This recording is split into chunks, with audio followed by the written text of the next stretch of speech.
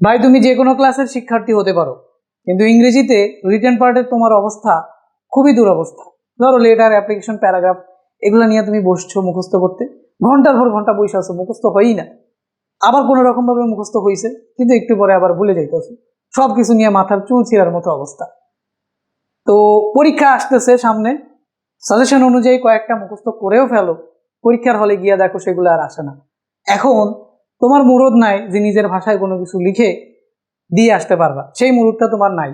তারপরে পরীক্ষায় তুমি মারো ডাব্বা।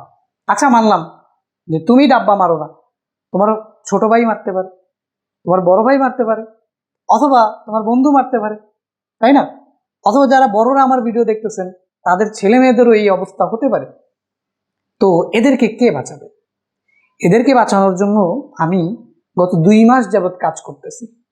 কাজ করে এমন একটা কমন ফরম্যাট বানাইছি, যেই কমন ফরম্যাটে একটা ডায়লগ দিয়ে যত ডায়লগ আছে সব লিখে দিয়ে আসতে পারবে যদি কমন না পড়ে, অথবা কমন পড়ার দরকারই নেই, ওইটা পড়লেই একটা ডায়লগ দিয়ে যতগুলো ডায়লগ আছে সব লিখে ফেলতে পারবে। ডায়লগটা খুব দুর্দান্ত বানাইছি। তারপরে ধরেন অ্যাপ্লিকেশনটাও খুব দুর্দান্ত বানাইছি। 2-3টা টাইপের অ্যাপ্লিকেশন আছে, সর্বোচ্চ 4টা, আরও কাজ করতেছি তো। সর্বোচ্চ 4টা টাইপের অ্যাপ্লিকেশন পড়লে ওদের সিলেবাস বাংলাদেশে 6 to 12 যত অ্যাপ্লিকেশন আছে সব লিখে ফেলতে পারবে। ওই অ্যাপ্লিকেশনের ফরম্যাটটা এত দুর্দান্তভাবে বানাইছি, ডায়লগের ফরম্যাটটাও এত দুর্দান্তভাবে বানাইছি। এবার আসি ফর্মাল ইনফর্মাল। তাহলে ফর্মাল লেটার বললাম 3টা ফরম্যাট দিয়ে সব লিখে ফেলতে পারবে। আর ইনফর্মাল লেটার অথবা ইমেল একটা ফরম্যাট দিয়ে কিছু কিছু লাইন অ্যাড করে সবগুলো ইনফর্মাল লেটার লিখে ফেলতে পারবে। কমন পড়ুক আর না পড়ুক, সবগুলো ইনফর্মাল লেটার লিখে ফেলতে পারবে। কম্পোজিশন তো একটু টাফ। কম্পোজিশনের জন্য কমন ফরম্যাট বানাইছি, 6টা ফরম্যাট হয়েছে। সেই 6টা ফরম্যাট দিয়ে যত কম্পোজিশন আছে সবই লিখে ফেলতে পারবে। কিন্তু কম্পোজিশন ওয়াইজ কিছু কিছু জায়গায় কিছু কিছু ওয়ার্ড চেঞ্জ আছে। তার মানে বিষয় হচ্ছে এরকম যে একটা কম্পোজিশন মুখস্থ করলে প্রায় সবগুলা কম্পোজিশনের মধ্যে 40 থেকে 60% সিমিলারিটিস থাকে। তার মানে একটা মুখস্থ করা মানে বাকি যতগুলো কম্পোজিশন আছে সবগুলোর ভিতরে 40 থেকে 60% অলরেডি মুখস্থ। বাকি প্রত্যেকটা কম্পোজিশন অনুযায়ী কিছু কিছু লাইন অ্যাড হবে, কিছু কিছু সেন্টেন্স অ্যাড হবে, কিছু কিছু টপিক অ্যাড হবে, যেগুলো মুখস্থ করতে হবে। মানে মুখস্থ করা খুব ইজি।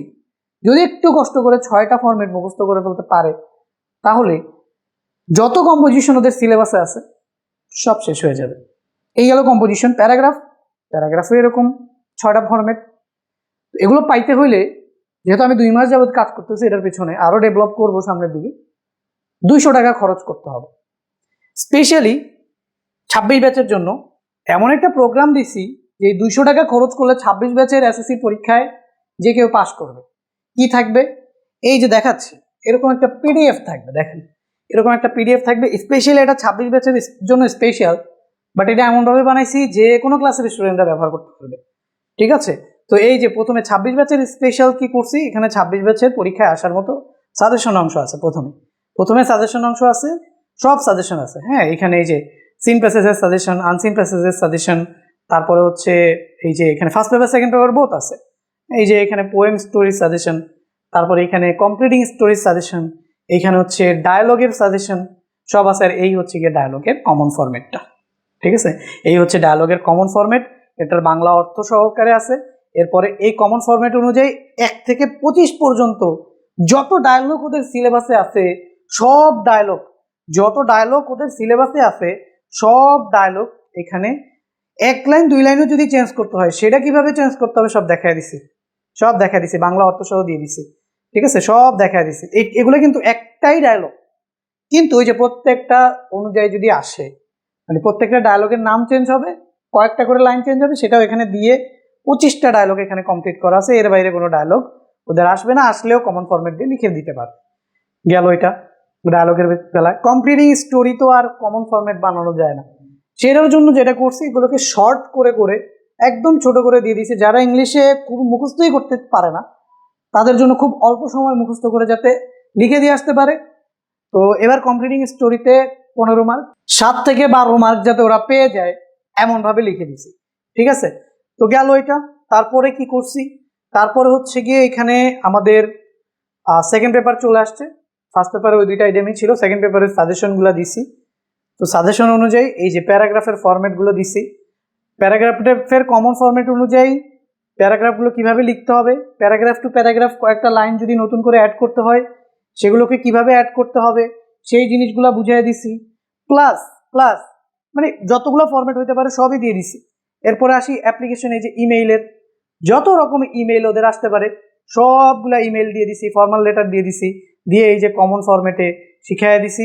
তারপরে কমন ফরম্যাট অনুযায়ী কোথায় কোথায় চেঞ্জ করতে হবে সেগুলো অ্যাড করে করে আবার এগুলো কমপ্লিটও করে দিছি, যাতে একটা স্টুডেন্টেরও বুঝতে কোনো সমস্যা না হয় যে এই ইমেলটা যেহেতু আসছে কমন ফরম্যাট অনুযায়ী আমি কি লাইন অ্যাড করব, কোথায় অ্যাড করব এবং কিভাবে লিখব, বুঝতে যাতে কোনো সমস্যা না হয় সেই জন্য এটা কিন্তু সাজায় দিয়ে দিছি। ঠিক আছে, এইভাবে গেল আমাদের অ্যাপ্লিকেশনের পরে আসবে হচ্ছে আমাদের ইনফর্মাল লেটার। এই যে ইনফর্মাল লেটার, তাহলে এই ইনফর্মাল লেটারের একটা কমন ফরম্যাট দিয়ে দুনিয়ার যত ইনফর্মাল লেটার আছে সব লিখে ফেলতে পারবে। সেমভাবে এই যে ইনফর্মাল ইমেইলও এই একটা ফরম্যাট দিয়ে দুনিয়ার যত ইমেইল আছে সব লিখে ফেলতে পারবে আমার স্টুডেন্টরা। এরপরে এখানে এই যে কমন ফরম্যাটের ভেতরে এখানেই হচ্ছে পরিবর্তনগুলো করতে হবে, প্রত্যেকটাই কি কি পরিবর্তন করতে হবে সেটা কিন্তু নিচে এখানে দেওয়া আছে। ঠিক আছে, অনেকগুলো দেওয়া আছে, কয়টা দেওয়া আছে আমি টোটাল বলি।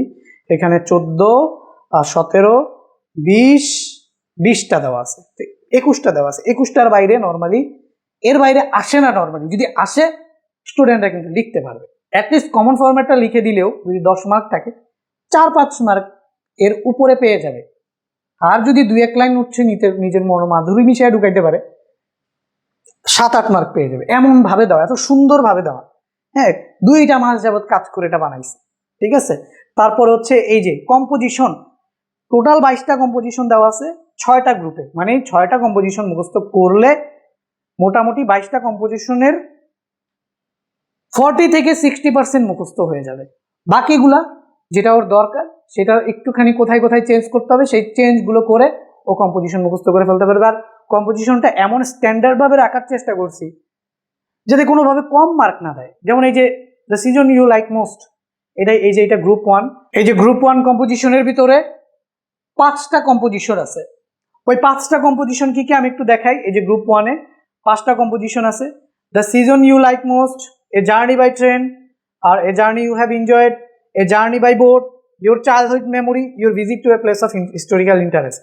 তার মানে এই গ্রুপের ভিতরে যে এই যে গ্রুপ 1-এর ভিতরে যে 5টা কম্পোজিশন আমি রাখছি, এই 5টা কম্পোজিশনে 80% সিমিলারিটিস আছে। মানে একটা কম্পোজিশন মুখস্থ করলে এই 5টা একটু একটু চেঞ্জ করে 80% সিমিলারিটিস, নতুন 20% হয়তো বা মুখস্থ করা লাগবে। ধরে নাও the season you like most তুমি মুখস্থ করছো, তাহলে এখানে বাকি দাও। এখন যখন তুমি জার্নি বাই ট্রেন মুখস্থ করতে যাবা দেখবো সিজন ইউ লাইক মোস্টের সাথে 80% মিল আছে, তার মানে 80% আগে থাকতেই তোমার মুখস্থ। তারপরে বাকি 20% চেঞ্জ করে তুমি এটা পড়ে ফেলতে পারবা। সেম ভাবে এরকম প্রত্যেকটা গ্রুপে, যেমন এই যে এখানে আমাদের গ্রুপ 4টা সবচেয়ে important, science and technology related. তো এখানে দেখো science in everyday life, the use of computer in our everyday life, satellite TV channel and our young generation, uses and abuses of internet. এই যে 4টা কম্পোজিশন একটা যদি পড়ো 70% তোমার মিল থাকবে বাকি কম্পোজিশনগুলোর সাথে, 70 থেকে 80%। তার মানে একটা মুখস্থ করলে তোমার 70-80% মুখস্থ শেষ, বাকিগুলো মুখস্থ করতে সর্বোচ্চ তোমার ওই 20% মুখস্থ করতে যতটুকু লাগে। বুঝছো?